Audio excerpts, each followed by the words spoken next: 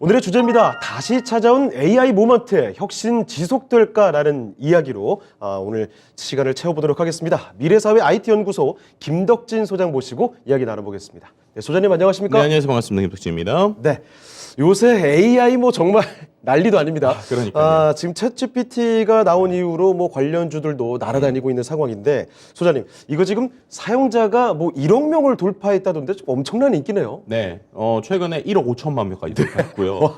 이게 어느 정도 속도냐면 예. 보통 일반적인 서비스가 나왔을 때 일단 기본적으로 100만 명을 넘기는 게 상당히 어려워요. 네. 근데 이 서비스가 사람들이 나오자마자 많은 사람을 놀래킨 게 단 5일 만에 100만 명을 넘겼거든요. 오히려. 네, 근데 우리가 알던 넷플릭스 있잖아요. 예, 넷플릭스가 100만 명 넘기는데 3년 반 걸렸습니다.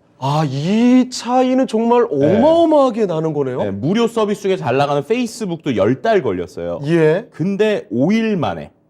그러니까 지금 전 세계가 다 놀랄 수밖에 없는. 이거 정말 놀랄 수밖에 없네요. 네. 그리고 이제 또 최근에 이제 2달 만에 월간 사용자 수 1억 명 넘겼는데 예. 그것도 이야기해 볼 만한 게 보통 우리가 틱톡 요즘에 엄청 핫하게 얘기하잖아요. 그렇죠, 그렇죠. 틱톡이 1억 명 넘기는데 9개월 걸렸거든요. 네. 근데 2달 만이니까 야, 이러니까 전 세계 사람들이 난리다. 그리고 이제 한 2달 반 만에 1억 5천만 명에 또 최근에 이게 또 너무 느려지니까 네. 유료 서비스를 냈어요. 그래요? 네, 유료 서비스를 냈는데 유료 서비스가 별게 없습니다. 그냥 접속하면 안 끊기고 잘하게 해주는 것만 해주는 거예요. 네네. 근데 이게 한 달에 20달러거든요. 그러니까는 그래도 꽤 돈이 되죠. 25,000원 넘어가니까. 그러네요. 근데 이것도 이미 유료 가입자 수가 100만 명이 넘었어요. 네. 정말. 그러니까 정말 보시는 것처럼 정말 이 속도는 가히 우리가 말하는 인터넷 서비스라는 게 모바일 시대 때 우리가 여러 가지 SNS 서비스도 있었잖아요. 그렇죠. 그것보다 더 빠른 속도니까 그러니까 이걸 보고 사람들이 이거는 거의 아이폰이 처음 나왔을 때 혹은 스마트폰이 처음 나와서 우리의 모든 삶이 앱을 중심으로 바뀐 것처럼 결국엔 이런 서비스가 나오게 되면 결국 우리의 모든 것이 또 인공지능 중심으로 가는 거냐 또 이걸 기반으로 한 또 아이폰 같은 완전 새로운 패러다임에 바뀌는 거냐 라는 것 때문에 이제 전 세계가 열광하고 있다 이렇게 설명드릴 수 있을 것 같습니다. 알겠습니다. 이렇게 빨리 성장할 수 있었던 배경은 어떤 것들이 있을까요? 일단은 제일 큰 거는 쉬워요. 쉽다. 쉽다는 게 상당히 중요합니다. 왜냐하면 이게 보통 인공지능을 계속 연구하신 분들은 이번에 챗GPT를 보고 막 그렇게 안 놀라세요. 실제로 이제 전 세계적인 인공지능 거장들도 보더라도 이게 그렇게 놀랄 기술은 아니다. 왜냐하면 실제로 우리가 2016년에 알파고라는 게 있었잖아요. 그렇죠. 그 이후로 정말 인공지능 기술은 계속적으로 꾸준히 발전해 왔습니다. 그리고 이 챗GPT가 있기 전이었던 이제 GPT-3라는 전 버전도 있는데 네, 맞아요. 그 버전만으로 많은 사람들 놀랐거든요. 근데 이번에 좀 달라진 건 뭐냐면 그때는 그거를 하기 위해서는 조금의 프로그래밍이 필요했다라는 거예요. 그러니까 뭔가 이미 그 소스는 다 오픈 소스 형태로 있는데 그걸 내가 쓰려면 어느 정도 코딩을 해서 세팅을 해야 되는데 어렵죠. 근데 이거는 그럴 필요가 없잖아요. 네네네. 웹사이트에 들어가서 누군가 그냥 질문을 하면 바로 정답을 내니까 많은 사람들이 이거 뭐야? 라고 이제 놀라는 거죠. 그래서 결국에는 사용성을 높였다는 게 첫 번째고 두 번째는 또 이게 아주 또 잘 전략적으로 만든 건데 두 번째는 우리가 일반적으로 지금까지 답변을 주더라도 지금까지 인공지능 연구자들이었다 보니까 연구는 100% 다 인공지능이 하게 만들려고 했어요. 근데 이번에는 이게 사용성을 넣기 위해서 실제로 조금 더 대답을 잘하기 위해서 많은 사람들이 튜닝이라고 그러거든요. 파인 튜닝이라고 하는데 이거를 조금 우리가 볼 때 부드러울수록 실제 사람들이 들어가서 작업을 했습니다. 그러니까 인공지능하고 사람이 같이 한 거예요. 그러니까 이제 놀라우게 올라온 건데 이게 우리나라에 비슷한 사례가 있는데요. 과거에 리멤버라고 하는 서비스 아시죠? 그래요? 네, 최근에 요즘에도 리멤버라고 명함 찍으면 명함 찍었을 때 이게 자동으로 입력해주는 그 서비스 있잖아요. 근데 그 서비스도 이게 OCR이라고 하는 광학 기술이 있어요. 근데 그게 어떤 거였냐면 많은 사람들이 우리가 사진을 찍으면 실제 그 사진에 있는 텍스트를 자동으로 사람의 손을 전혀 거치지 않고 인공지능이 하려고 정말 수십 년 동안 연구를 해왔습니다. 근데 그게 잘 안 됐어요. 근데 그거를 뒤집은 게 우리나라 리멤버가 어떻게 했냐면 사람이 그냥 수기로 그걸 다 타이핑을 한 거예요. 근데 그렇게 하면서 학습 데이터를 만드니까 기존에 있던 기술하고 실제로 사람들이 학습해서 만든 데이터라는 게 많아지니까 지금은 어떻게 되나? 지금은 그냥 찍으면 자동으로 들어갑니다. 그게 폭발적인 시너지가 되는군요. 네, 그렇죠. 그러니까 그런 방식으로 결국에는 비즈니스를 잘하는 것을 잘 만들었다는 거고 그게 되는 이유가 이 오픈 AI를 만든 CEO가 샘 알트먼이라는 사람인데 이 사람이 원래 전 세계에서 가장 유명한 VC예요. 그러니까 그 벤처 캐피탈 투자사의 대표입니다. 그럼 뭐겠어요? 전 세계에 있는 수많은 스타트업들의 아이디어를 항상 받아보는 사람이에요. 네. 그리고 그 사람들에게 조언해주는 사람이란 말이에요. 어허. 그러니까 인공지능을 갖고 서비스를 만들어서 사람들을 모으려면 이렇게 하면 되겠다는 걸 전 세계 제일 잘하는 사람이니까 이제 그런 것들이 참 합쳐져서 시너지가 났다 이렇게 볼 수 있는 것이죠. 알겠습니다. 챗 GPT 정말 어마어마한 인기를 구가하고 있습니다. 정말 무서울 정도의 빠른 성장세를 보이고 있는데 이 쉬운 접근성 정말 한 몫을 한 것 같네요. 자, 그러면 뭐 AI 요즘에 뭐 챗봇 전쟁이라고 볼 수도 있을 것 같은데 대표적인 AI 챗봇 요 서비스들 살짝 좀 비교해서 살펴볼 수 있을까요? 네, 일단은 뭐 가장 큰 게 이제 앞서서 말씀드린 오픈AI가 만든 이제 챗GPT가 있고 네네. 그 다음에 이제 구글이 이거를 보고 우리도 빨리 대응하겠다. 그래서 네. 바드라고 하는 서비스를 내놨죠. 그리고 이제 중간에 좀 애매한 녀석이 있는데 애매하다기보다 이 혼합형인데 마이크로소프트가 네네. 다 아시는 분들은 아시겠지만 기본적으로 이 챗GPT를 만든 오픈AI에 최근에 거의 1조 2천억 원 이상의 큰 투자를 했거든요. 그렇죠. 그렇게 하면서 본인들이 갖고 있는 검색 엔진, 빙이라고 하는 검색 엔진이 네. 있습니다. 그 검색 엔진에 이 챗GPT를 붙인 이 형태가 나는데 이걸 시즌이라고 표현하는데 네. 이 세 가지 정도가 있을 것 같아요. 그래서 세 가지를 좀 비교를 해서 한번 보겠습니다. 예. 일단은 기본적으로 챗GPT가 장점인 것은 이제 정말 부드럽게 대화를 해주지만 많은 사람들이 현재 시점에서 제일 아쉬워하는 게 뭐냐? 데이터가 2021년까지밖에 없다는 거예요. 맞아요. 네. 그러다 보니까 이제 예를 들면 이런 문제가 생기는 거죠. 우리나라에서 실제로 이제 뭐 많은 분들이 기사 보셨겠지만 대부분 이제 대통령께서 지금 이런 것들을 대통령 연설문에 써보면 좋겠다라고 해서 지금 우리나라가 지금 난리가 난 거잖아요. 네네. 근데 실제로 이 챗GPT한테 우리나라 대통령이 누구냐라고 물어보면은 문재인 대통령이 해요. 그러니까 왜냐하면 2021년까지니까 그때 윤석열 대통령이 아니었잖아요. 예. 이제 그런 것들 때문에 데이터량의 지금 학습에서의 그 제한이 있다라고 하는 게 좀 단점이 있고요. 반대로 이제 구글이 얘기했던 게 그런 거예요. 그러니까 우리는 실시간적으로 데이터들을 정말 많이 가지고 최근의 데이터까지 하게 하겠다라고 하는 게 이제 가장 큰 차이라고 볼 수 있고요. 네. 빙 같은 경우는 마이크로소프트가 원래 갖고 있던 검색 엔진에 이 챗GPT가 합쳐진 거다 보니까 이들이 얘기하기는 1시간 전 정도의 데이터가 있다라고 있습니다. 그럼 지금 그 상태에서 누구나 근데 이제 사용성, 그러니까 지금 상황에서 누구나 쓸 수 있는 건 일단은 챗 GPT는 누구나 쓸 수 있고요. 이들이 최근에도 엄청 큰 투자를 했어요. 네. 왜냐하면 접근을 할 때 보통 이 도메인이 어려워가지고 많은 분들이 또 요즘에 이 챗 GPT 써보려고 하면 이거 네. 어떻게 써야 돼?라고 하시는 분들 많거든요. 그렇죠. 대부분들이 지금 스마트폰을 켜서 예. 앱을 다운 받으시는데 여기서 꼭 말씀드리고 싶은 게 이게 앱을 잘못 받으시면 챗 GPT가 아니라 비슷한 가짜 앱이 요즘 많습니다. 그래요? 네, 그래가지고 이 챗GPT라고 검색을 예를 들어서 뭐 플레이스토어나 아니면 구글 앱스토어에 하면 비스무리한 앱이 나오는데 아하. 유료 결제를 유도하거든요. 예. 대부분 다 가짜입니다. 그렇습니까? 네, 그래서 이제 원래는 그 검색을 해서 웹사이트에 들어가야 되는데 이 네. 주소가 어려웠어요. 아하. 근데 며칠 전에 이 오픈 AI가 엄청 큰 돈을 써서 도메인을 하나 샀는데 아주 쉬운 걸로. 네, 도메인 주소가 뭘 것 같으세요? 아주 쉬운 거. 챗 GPT입니까 설마? AI.com을 샀어요. 그래요? 네, 그냥 AI.com이에요. 이야, 이거 정말 좀 값 좀 치렀겠는데요? 그죠. 그래서 실제로 이게 미국에 있던 한 스타트업이 가지고 있었던 건데 예. 워킹은 안 되고 이 도메인 그냥 엄청 비싸게 팔라고 내놓은 와. 거예요. 근데 그거를 이 챗GPT가 산 겁니다. 그래서 네. 지금은 AI.com만 치면 누구나 이 챗GPT에 바로 접속이 되거든요. 그러니까 그만큼 투자를 할 정도로 들어온 건데 어쨌든 무료 사용자도 지금 바로바로 쓸 수 있는 건 이 챗GPT고요. 네. 앞서서 말씀드렸던 구글의 바드는 조금 더 이제 베타 테스팅을 하고 공개를 할 예정이고 빙과 이제 그 챗봇이 합쳐져 있는 이제 시드니 같은 경우에는 기존 사용자들한테 이제 예약하신 분들한테 지금 조금씩 열어주고 있어요. 그래서 예. 사용 접근성에서는 이 챗GPT가 지금 누구나 쓸 수 있다라는 거고요. 성능은 지금 뭐 그러니까 그 기본적으로 그 성능을 말하는 매개 변수라고 하는 게 있는데 예. 이건 쉽게 설명하면 뇌에 우리가 뇌에 수많은 뉴런이라고 해서 세포들이 있잖아요. 그렇죠. 그 세포들의 숫자 같은 거라고 보시면 돼요. 그러니까 당연히 이 세포의 숫자가 많을수록 뇌를 보통 요즘에 말하는 딥러닝이라고 하는 인공지능 기술이 예. 뇌를 똑같이 이제 모델링 하려고 한 거니까 이게 당연히 많을수록 좋겠죠, 성능이. 매개 변수가 많다라는 네네네. 숫자가 높다라는 건 그만큼 성능이 좋다. 네, 그렇죠. 이제 처리 속도도 빨라지고 뭐 이런 예. 것들인데 보시면 세 개가 일단은 거의 다 1750개, 뭐 1750개, 1370억 개로 그렇게 많은 차이가 안 납니다. 비슷하네요. 네, 근데 이제 여기서 우리가 하나 기대하고 있는 게 이런 거예요. 지금 챗GPT가 GPT라고 하는 본인들이 만들어왔던 어떤 시스템에 네. 지금 3.5 버전인데 네. GPT-4가 되면 지금 매개 예. 변수를 1조 개 이상 늘릴 수도 있다. 이런 얘기를 하는 거예요. 수치가 아예 다르네요. 네, 완전 다르죠. 스케일이 좀 네. 보통이 아닙니다. 근데 그 정도 되면 거의 인간의 뇌에 있는 실제 뉴런 수랑 비슷하게 만드는 게 이들의 목표거든요. 아, 예. 그러니까 이렇게 되면은 정말로 이게 사람처럼 대화할 수 있는 거 아니냐. 아, 3.5도 지금 놀랄 판인데. 그렇죠. 야. 그래서 그런 것들 때문에 좀 이제 뭐 걱정도 되고 기대도 되고 이러고 네. 있는 거고요. 어쨌든 이 세 개 모두 다 오류 가능성은 분명히 존재합니다. 네. 근데 이 존재하는 걸 이제 커버하는 방식이 좀 다르다라고 얘기 드릴 수 있을 것 같은데 예를 들면은 챗 GPT는요. 기본적으로 얘가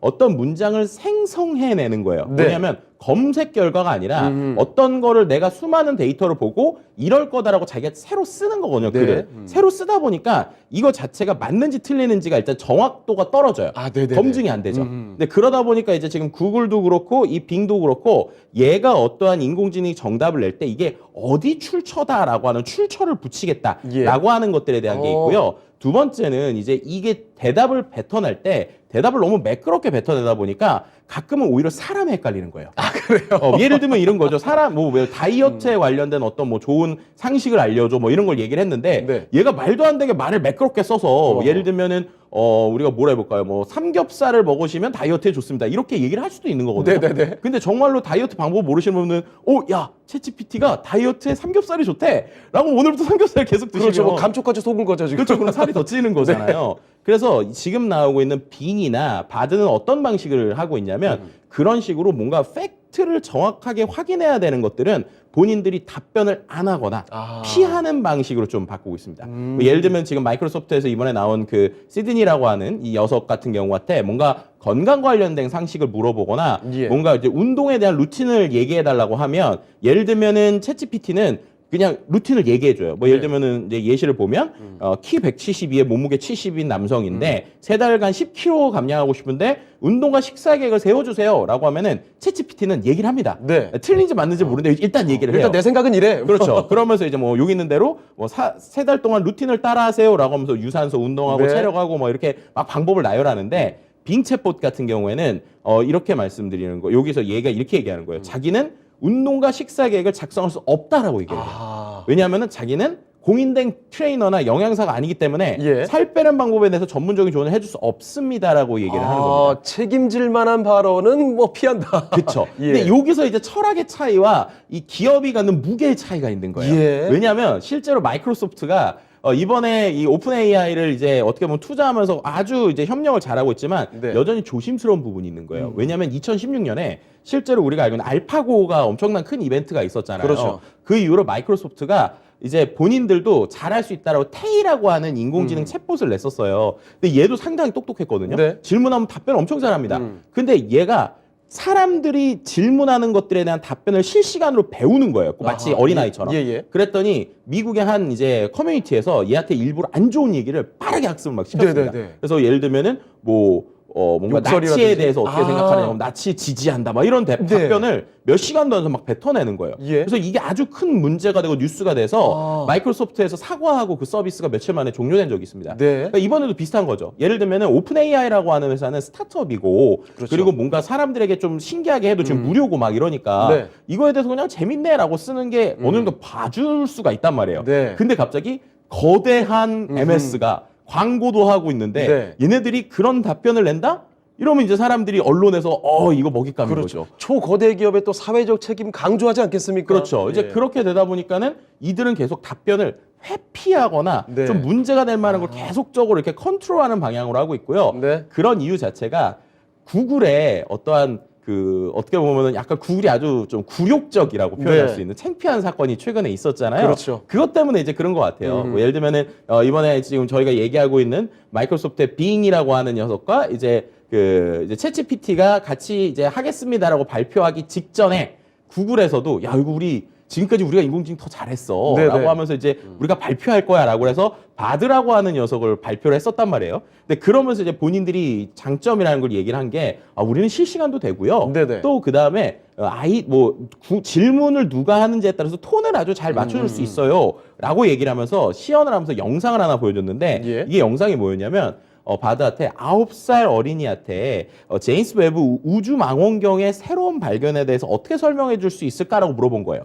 그러니까 이거 되게 좀 어렵잖아요. 그러니까 네. 이거를 자기네들이 하고 싶은 건 9살 어린이한테 이렇게 쉽게 설명할 수 있어라는 걸 해주고 싶었겠죠. 그런 톤을 네, 기대했겠죠. 근데 실제로 그런 톤의 영상이 나오긴 했는데 문제는 네. 그 안에 내용이 틀렸다는 거였죠. 그래서 실제로 네. 오답을 내니까 사람들이 이것도 그것도 이게 실시간 시연이 아니라 홍보 영상으로 나온 거잖아요. 네, 네. 홍보 영상으로 나왔다는 거는 분명히 누군가가 몇 번 봤을 텐데 봤는데도 틀렸다라고 하는 거 오히려 이게 생성형 인공지능이 우리가 아주 익숙해지면 이런 문제들이 생기겠구나. 인식도 제대로 못하고. 예를 들면 이게 가짜인데도 사람들이 예. 응당 얘가 너무 정답을 잘 내니까 이거 당연히 그냥 맞는 거겠지라고 했는데 이게 구글에서도 시연이 아니라 영상에서 그렇게 나왔다는 건 분명히 본인들에서 컨펌을 했을 텐데도 그렇죠. 몰랐다. 이렇게 되니까 이제 주가가 폭락을 하는 이런 사태가 발생을 했었죠. 그래서인지 이제 조금 지금 구글 바드 같은 경우는 조심스럽게 계속적으로 서비스를 준비하고 있고 말씀드렸던 빙은 계속적으로 챗 GPT에 나오는 답변을 조금 더 순화하면서 우리 입장에서 보면 좀 재미없는 예. 답변들 내고 있다. 뭐 이렇게 좀 구분해 볼 수 있을 것 같습니다. 네. 자, AI 챗봇 열풍이라고 말을 할 수 있겠습니다. 그래서 이 AI 챗봇 관련해서 이 각 산업계로 좀 확산되는 분위기, 기대감들이 좀 커져가고 있거든요. 자, 무엇보다도 일단은 요즘에 AI 반도체 관련된 이야기가 참 많이 나오더라고요. 그럼요. 왜냐면은 정말 뒤에서 웃고 있는 회사 네, 엔비디아. 엔비디아가 참 어떻게 보면은 감사하다라고 얘기할 것 같은데 네. 왜냐면 최근에 반도체가 좀 경기가 안 좋아졌었던 부분이 그렇죠. 있었어요. 그랬는데 지금 이제 우리가 얘기해서 챗 GPT를 만든 이 오픈 AI가 이 데이터를 학습하기 위해서 아주 비싼 그래픽 장치인 A100이라고 하는 녀석이 있는데 네. 그게 이거 학습하는데 엔비디아에서 만든 거거든요. 네. 10,000개가 들어갑니다. 10,000개요? 네, 그러니까 10,000개가 들어가니까 뭐 그것만 해도 이게 하나에도 수천만 원 막 수억하는 거거든요. 예. 그렇게 하면은 이게 10,000개가 들어가니까 이 정도라고 되니까 그럼 역으로 우리가 뭔가 이러한 그 챗GPT 같은 초거대 인공지능 만들려고 하면 기본적으로 반도체가 필요하구나라는 생각을 할 거잖아요. 그렇게 되니까는 많은 기업들이 지금 반도체에 대한 이제 투자를 하게 되니까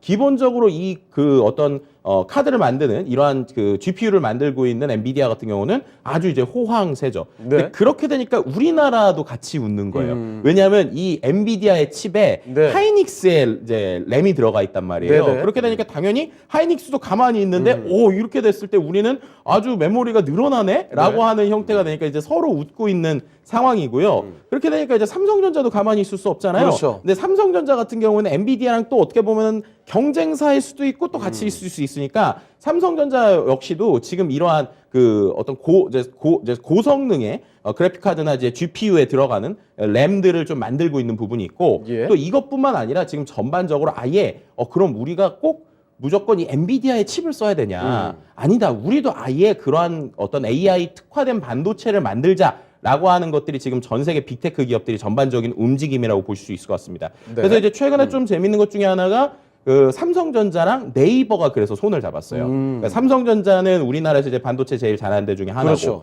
그다음에 이제 네이버 같은 경우는 이런 초고대 인공지능 관련된 어떤 솔루션, 서비스 이런 걸 잘하는 회사잖아요. 예. 그러니까 이 두 회사가 손을 잡고 어떻게 하면 이런 네이버 같은 데서 만드는 이른바 초고대 인공지능, 거대형 언어형 생성형 인공지능을 만들 때 이거를 계산을 잘할 수 있는 특화된 반도체를 예. 어떻게 만들 것인가라고 하는 걸 이제 같이 만들고 있다고 보시면 될 것 같고요. 네. 그러한 형태들이 계속 늘어나는 부분이 그럼 전반적으로 확실히 시장이 다시 좀 성장하고 있다. 네. 예를 들면 사이클 주기설들이 있는데 그렇죠. 그런 주기설들이 대부분 최근에도 이 스마트폰 때문에 뭐 15년 주기설로 했을 때 다시 살아났는데 네. 이번에 이러한 인공지능 때문에 이제 다시 살아나는 것이 아니냐라고 하는 이야기들이 지금 나오고 있는 상황이라고 말씀드릴 수 있을 것 같고요. 예. 그다음에 이제 거기서 또 한 가지 얘기해 볼 수 있는 거는 이제 국내에 있는 또 다른 이제 AI 컴퍼니들이 있습니다. 네. 예를 들면 이게 참 재밌는 건데 엔비디아가 처음에 만들었었던 지금 쓰는 우리 인공지능에서 쓰는 이 칩은 원래는 인공지능 특화된 칩은 아니에요. 네. 정확하게 표현하면 게임 그래픽처럼 그래픽을 잘하는 칩이거든요. 예, 예.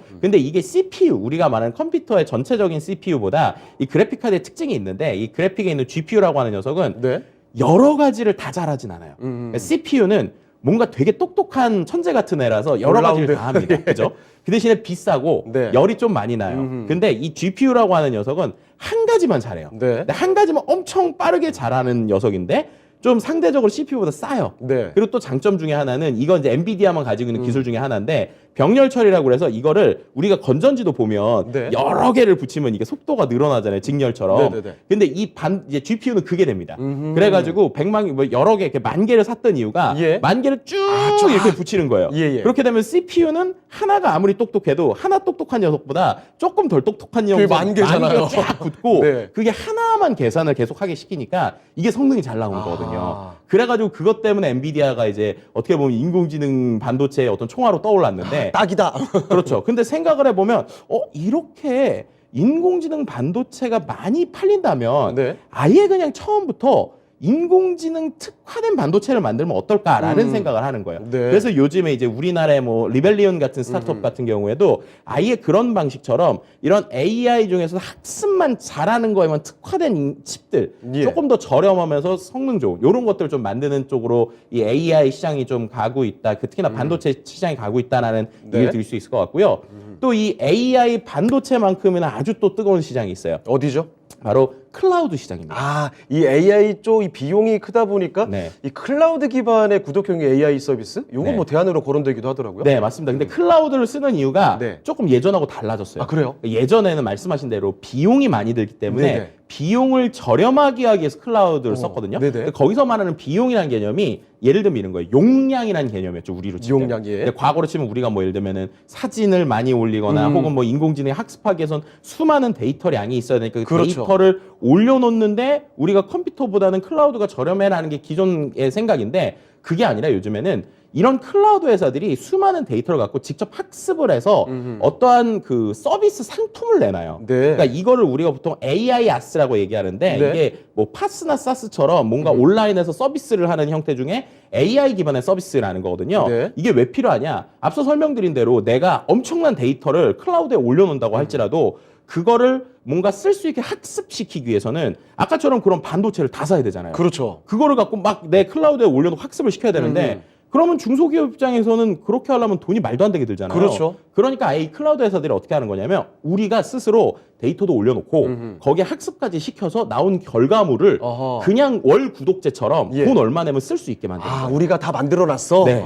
지금 보면 챗GPT가 그런 거죠. 예. 챗GPT가 그러한 형태로 예를 들면 마이크로소프트가 이번에 MS의 그 애저라고 하는 그러니까 그 클라우드 서비스가 있습니다. 네네. 우리가 보통 클라우드 하면 제일 많이 보는 게 구글의 AWS잖아요. 근데 구글 클라우드만큼 죄송합니다. 아마존의 네네. 아마존의 AWS라고 하는 클라우드가 있잖아요. 그런 것처럼 마이크로소프트도 클라우드 서비스를 합니다. 네. 근데 그 클라우드 서비스를 사람들이 어떻게 하면 우리 걸 많이 쓰게 할 수 있을까라는 전략 중에 하나로 이번에 아예 그 챗GPT에서 돌아가는 모든 인프라를 본인들의 클라우드에서만 할 수 있게 한 거예요. 예. 그럼 역으로 무슨 말이냐? 내가 챗GPT를 갖고 뭔가 서비스를 만들려고 하면 무조건 마이크로소프트의 클라우드를 써야 되는 거예요. 네네. 이제 그런 방식이 되니까 당연히 마이크로소프트 입장에서는 이거 클라우드로 오히려 돈을 더 벌 수 있는 이런 시대가 되는 거니까 네. 클라우드에서도 이른바 이제 빈익빈 부익부 이런 네. 현상들이 나올 것 같고 그렇게 되면은 지금 제일 많은 포션을 차지하고 있는 아마존 같은 경우도 결국에는 이러한 그 챗GPT처럼 그런 엄청나게 강력한 인공지능 서비스를 만들어야 네. 본인들도 본인들의 서비스에서 사람들이 이탈을 안 할 거잖아요. 그렇죠. 그러다 보니까 아마존 입장에서도 이제 그런 걸 만드는 거고 구글도 구글 클라우드를 하고 있는데 이런 걸 만들어서 본인들의 입장을 만들 수 있는 형태라고 보시면 될 것 같습니다. 예. 그래서 이제 국내에 있는 일반적인 스타트업들은 그러니까 옛날엔 이런 거 만들려면 그냥 손도 못 대는 분야였죠. 뭐 그렇죠. 지금 뭐 몇 조 원이 막 돌아다니는 시장인데요. 하지만 그들이 만들어 놓은 어떤 소프트웨어 같은 형태, API 형태들을 우리는 사서 그거에다가 약간 우리가 꼭 우리나라가 예전부터 잘 자라는 반제조 형태라고 할까요? 그런 이제 원자재 같은 거를 응용해서 만드는 서비스 이런 것들을 할 수 있기 때문에 네. 결국 클라우드 산업도 계속적으로 발전되는 형태다. 뭐 이렇게 설명드릴 수 있을 것 같습니다. 그리고 또 이 헬스케어 이쪽으로도 접목이 됩니까, 이게? 그러니까 요즘에 이게 참 재밌는 건데요. 예. 인공지능이 그냥 전체적으로 지금 요즘 주식시장 보셔도 아시겠지만 그냥 인공지능만 들어가면 다 일단은 주식이 오르고 AI밖에 있잖아요. 없어요, 지금 얘기 나오는 맞습니다. 게. 근데 이런 거죠. 그러니까 계속 말씀드렸던 것처럼 이미 인공지능이라고 하는 기술은 꾸준히 발전해왔던 분야예요. 네네네. 근데 사람들이 관심을 가질 타이밍이 없었어요. 근데 이번에 봤더니 우와 하고 이제 놀란 거죠. 그렇죠. 그리고 주변을 살펴봤더니 아니 이게 생성형 말고도 이렇게 이미 발전돼 있어? 라고 하는 것 중에 하나가 네. 말씀하셨던 이 헬스케어 분야입니다. 그래서 이제 헬스케어 같은 경우에도 기본적으로 이미지를 처리하는 쪽에서 아주 잘하고 있어요. 네. 뭐 제일 대표적인 게 우리가 말하는 엑스레이 사진이라고 보시면 될 것 같은데요. 이미 엑스레이 쪽에서는 일반적으로 영상의학이들이 이제 보는 것보다 네. 인공지능 자체가 평가해서 이게 이 사람이 암인지 아닌지를 이제 보는 것들이 정확도가 훨씬 더 좋다. 혹은 그래요? 그 툴을 갖고 사람이 봤을 때가 아주 좋다. 뭐 네. 이런 형태들이 나오고 있거든요. 그래서 뭐 루닉 같은 우리나라의 어떤 스타트업 기반이지만 뭐 지금 상장을 한 걸로 알고 있는데 그런 회사들이 이제 실제로 매출을 내고 있고요. 네. 또 최근에 이제 뷰노 같은 회사나 뭐 이런 뭐 이런 실제로 인공지능 중에서도 영상 처리 기술과 관련된 쪽으로 잘하는 쪽이 아주 각광을 받고 있습니다. 오늘 좀 나온 소식 중에 하나가 아마 예. 카카오 쪽에서도 이러한 이제 그 말씀드렸던 엑스레이나 이런 걸 이제 하는 어떤 이미지 처리 쪽에서의 의료 인공지능을 도입하겠다. 네. 이미들이 자기네 만든 걸 서비스화하겠다고 얘기하고 있거든요. 그래서 말씀하셨던 것처럼 헬스케어 분야에서 이미지 처리 쪽이나 혹은 뭐 최근에 또 우리나라 스타트업들이 잘하는 것 중에 뇌질환 쪽, 네네. 그러니까 뇌에 있는 신호를 이제 체크하는 이런 부분들도 좀 크고 있어서 인공지능 기반의 치료 혹은 패턴을 발견하는 쪽들도 아주 주목받고 있는 분야 중에 하나다 이렇게 설명드릴 수 있는 것이죠. 네. 자, AI 얘기 한창 하고 있습니다. 자, 그러다 보니까 요 얘기도 잠깐 해봐야 될 것 같은데, 사실 지금은 AI가 정말 화제지만, 지지난해죠. 메타버스에 광풍이 분 적이 있지 않겠습니까? 네. 근데 어느 순간 이게 자취를 좀 감췄다라고 봐야 될까요? 사실 기업들이 코로나 한창일 때는 앞다퉈서 이 메타버스 개발한다고 했는데 최근에는 그런 얘기 쏙 들어가고요. 이제 AI 채권 열풍에 완전히 좀 밀려버린 그림이 아닌가 싶기도 합니다. 어떻게 좀 보십니까? 그러니까 이게 참 기술이라는 게 재밌는 게요. 예. 기술은 언제나 제가 뭐 지난번에 말씀드린 가트너라고 하는 그 전략 컨설팅 회사가 네네. 하이프 사이클이라고 하는 걸 내놔요. 이게 뭐냐면 모든 기술은 항상 거품이 꼈다가 네. 거품이 꺼지고 다시 그 다음부터 이 시장이 안정화된다는 건데요. 지금 메타버스는 이렇게 표현드리고 싶은데 거품이 한참 껐다가 거품이 꺼지고 예. 다시 이게 생존하는 것들만 살아남고 있는 상황입니다.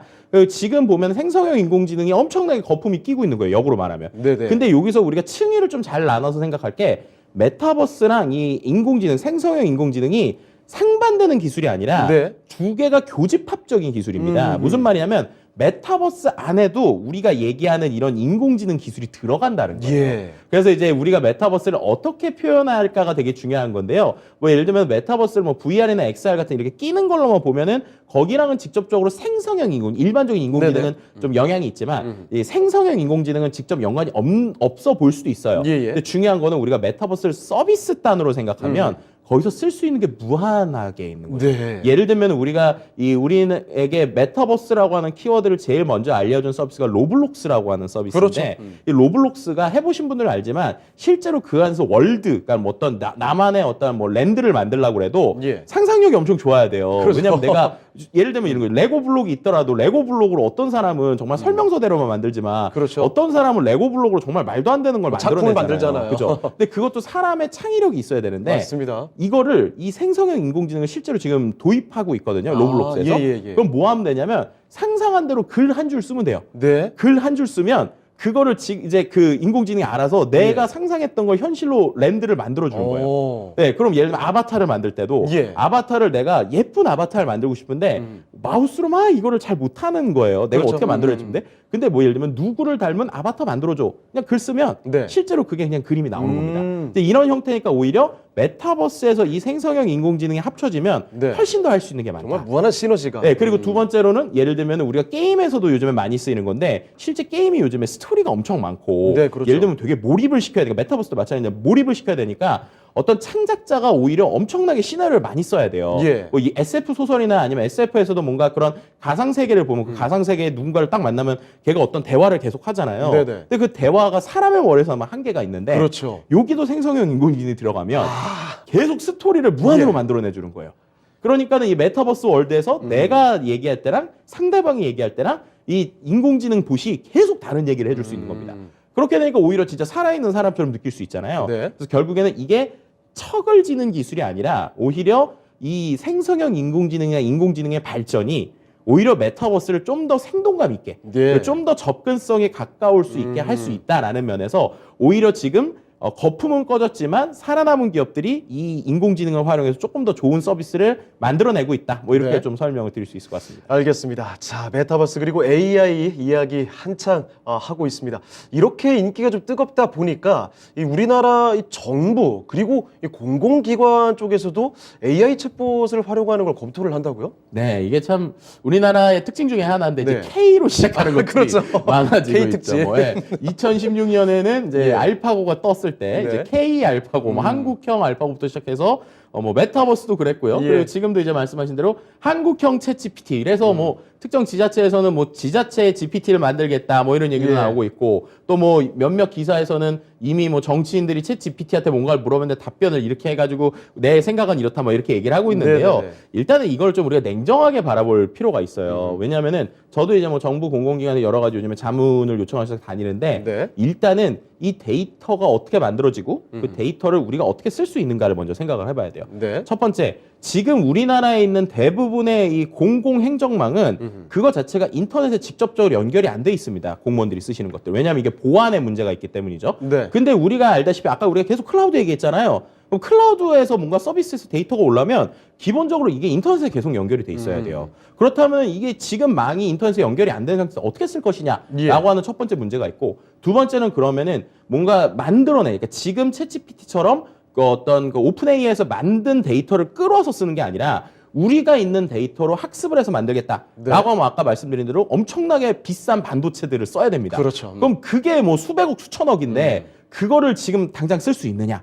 그리고 그게 학습되는데도 속도가 분명히 있다는, 학습되는 시간이 필요하거든요. 네. 그런 부분들 때문에 당장 이게 뭔가 딱 접하겠다라고 할 때 쓰기는 쉽지는 않아요. 하지만은 단계별로 쓸 수는 있죠. 예. 그래서 우리가 뭐 이러한 기술이 나왔을 때 막 급하게 이거 빨리 뭐 1년 안에 해야 돼라고 하는 거는 오히려 부작용이 크고 네. 단계별로 가야 되는 부분이 필요합니다. 그래서 뭐 지금 정부에서 쓸 수 있는 것들도 좀 가이드라인이 조금 나오고 있는 것 같아요. 예. 예를 들면은 뭔가 정부에서 내부적인 목소리를 내는 것들은 아니고 기본적으로 뭔가 응대를 하거나 내가 아이디어를 할 때 초안을 쓰는 정도. 예, 예. 그리고 그거를 갖고 결국 뭐 사람이 고친다거나 이런 정도의 가이드라인이 나오고 있는데, 중요한 거는 이게 아까도 계속 말씀드린 것처럼 정답을 내주는 애가 아니기 때문에 네네, 그렇죠. 이거는 잘 가렸어야 되고, 또 궁극적으로는 뭔가 얘가 모든 것을 정답처럼 다 얘기해 주는 걸 그대로 쓰는 게 네. 과연 우리 정치에서 해야 될 일인가, 아니면 우리가 공공 서비스 해야 될 일인가라는 걸 좀 고민을 해볼 필요는 있는 것 같습니다. 알겠습니다. 자, 소장님께 이렇게 AI 관련된 이야기 상세히 듣다 보니까 시간이 참 빨리 지나갑니다. 마지막 질문 한 가지만 좀 더 드리도록 하겠습니다. 알파고 쇼크 이후에 7년만 AI 모먼트, 정말 많이들 공감하실 거예요. AI의 이제 혁신의 시대인 것 같습니다. 소장님, 버블이라고 봐야 되겠습니까? AI 혁명의 시작이라고 봐야 되겠습니까? 분명한 거는 혁명의 시작인 것 같아요. 네. 근데 버블도 껴 있습니다. 그렇습니까? 그래서 이런 얘기는 드리고 싶어요. 기술은 계속 발전할 건데 네. 이게 돈을 언제 벌 것인가, 이게 투자할 기회인가는 좀 다른 얘기인 것 같아요. 네네. 왜냐하면 예를 들면 지금 가장 큰 이슈 중에 이번 주에 계속 뜨겁게 나오는 게, 이게 지금 공짜로 쓰고 오픈소스일 때는 하하호호 썼는데 그렇죠, 그렇죠. 기업들이 이걸 쓸 때 이게 정당한가에 대한 얘기가 나와요. 아하. 예를 들면 그 학습한 데이터들이 어떤 개인의 누군가의 데이터를 갖고 오는 저작권 문제들이 벌써 등장하고 있고요. 네. 심지어 지금 마이크로소프트 같은 경우에는 개발자 커뮤니티들의 소송을 막 걸고 있습니다. 네네네. 왜냐하면 실제로 우리가 그 프로그램 자동으로 써주는 걸 봤는데 이 코드 내가 쓴 거랑 너무 비슷한데? 그런 일이. 이거 그러면 이거 내 거 바뀌어온 거 아니야? 그럼 이거 어떻게 소스인지 밝혀봐. 이런 얘기 나오고 있고요. 예. 그림 그려주는 인공지능도 지금 비슷한 일들이 발생하고 있거든요. 네. 그래서 여기에 광고를 적극적으로 붙이거나 비즈니스를 키우는 데는 조금 속도감을 그러니까 엄청 빠른 게 아니라 조금씩 호흡을 가다듬으면서 갈 수 있습니다. 네. 그래서 분명한 건 연구적인 관점이나 기술적인 관점에서는 정말 전 세계의 모든 연구자들이 지금 요게 달라붙어서 아주 빠르게 성장하고 있는 건 맞는 얘기고요. 네. 하지만 이게 기본적으로 실제로 비즈니스에 적용이 돼서 우리에게 수익을 줄지에 대해서는 저작권이라든지 네. 혐오 표현에 대한 거라든지 아니면 뭐 여러 가지 법적 이슈라든지 이런 풀고 가야 것들, 될 이야기들이. 이런 것들을 풀고 가야 될 것 좀 많이 있기 때문에 네. 투자의 타이밍은 조금 고민해 보실 필요는 있다. 뭐 이런 얘기 드릴 수 있을 것 같습니다. 알겠습니다. 자, 그러면 오늘 도움 말씀 주신 미래사회 IT연구소 김덕진 소장님 여기서 인사드리도록 하겠습니다. 네, 소장님 오늘 말씀 고맙습니다. 네, 감사합니다. 자, 오늘 이렇게 김덕진 소장과 함께 챗 GPT로부터 출발된 AI 챗봇 열풍에 대해서 면밀히 좀 살펴드렸습니다. 투자에 참고하시길 바라고요. 저희가 이렇게 투자 판단에 도움이 될 만한 다양한 정보들을 말씀을 드렸습니다. 하지만 특정 종목의 상승과 하락을 보장하지는 않는다는 점 기억을 해주시고요. 저희는 내일 이 시간에 다시 뵙도록 하겠습니다. 시청해주신 여러분 고맙습니다.